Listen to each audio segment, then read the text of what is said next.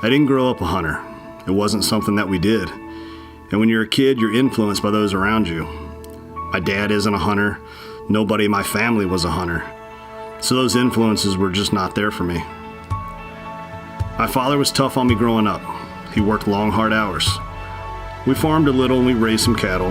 And from watching him, I knew one thing, that if I put in the work in everything that I did, that he'd appreciate it. So while my buddies were getting all fired up about Christmas break and summer vacation, I knew that I'd be working.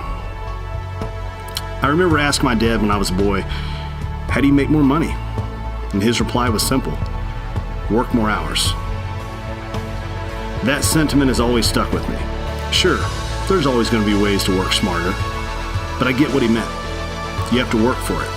There's no shortcuts.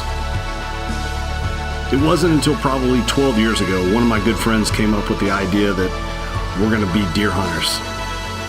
We bought a couple of rifles and we got some camo. Well, we didn't see much that first season, but I stuck with it, and on the last morning of gun season, I put down 2 does. I've been hooked ever since. It didn't take me long to turn to bow hunting. There's more of a challenge involved. Not only having the deer come closer so that you can take a clean shot, but also the necessity of planning your hunt ahead of time to deal with the inherent issues of getting deer to come in closer. We all know somebody who's harvested a great deer their very first season, or maybe even the very first time in the woods. And that's awesome. But I'm just not that lucky. I know that this is when the hard work and persistence that's been instilled in me as a child would really start to pay off. Now I look at weather patterns and scent control and scouting, trail cameras, food management, and I'm becoming more observant to the deer and their habitat. I learned that this isn't a seasonal hobby. It's 365 days a year of hard work, planning, and dedication.